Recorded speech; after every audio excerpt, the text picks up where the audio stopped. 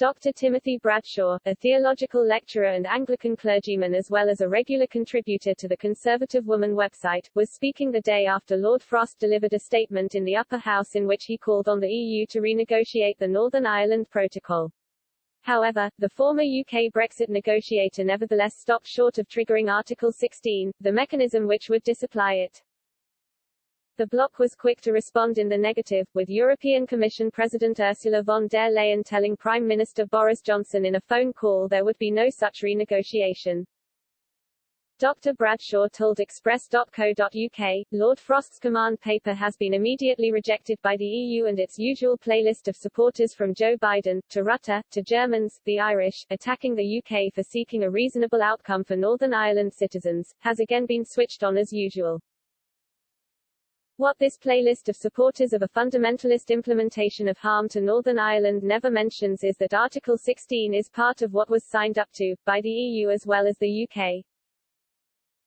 To trigger Article 16 is therefore entirely within what was signed up to. Lord Frost's command paper proved all the conditions for triggering Article 16 were now present and that the UK could trigger it, quite legitimately and legally, Dr. Bradshaw claimed.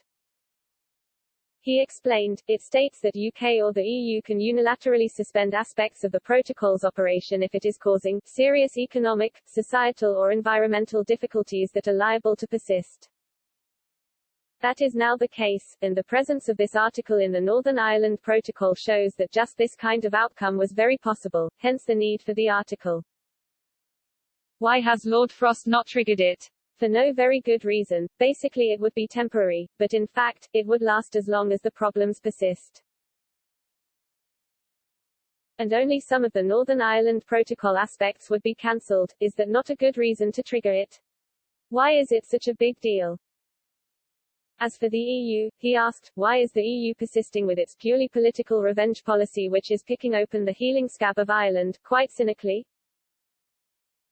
Speaking after Mr. Johnson's telephone call with Ms. von der Leyen, a Downing Street spokesman said, the Prime Minister set out that the way the protocol was currently operating was unsustainable. Solutions could not be found through the existing mechanisms of the protocol. That was why we had set out proposals for significant changes to it. The Prime Minister had urged the EU to look at the proposals seriously and work with the UK on them, the spokesman said. He added, there is a huge opportunity to find reasonable, practical solutions to the difficulties facing people and businesses in Northern Ireland, and thereby to put the relationship between the UK and the EU on a better footing. They agreed to remain in touch.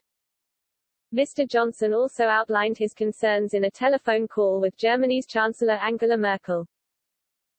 The Number 10 spokesman said, the Prime Minister underlined that solutions could not be found through the existing mechanisms of the protocol and that was why we had set out proposals for significant changes to it. He urged the Chancellor and the EU collectively to engage in a constructive and detailed discussion on the UK's proposals. Former German Defence Minister Ms. von der Leyen underscored the EU's position in a tweet in which she said, the EU will continue to be creative and flexible within the protocol framework. But we will not renegotiate. We must jointly ensure stability and predictability in Northern Ireland.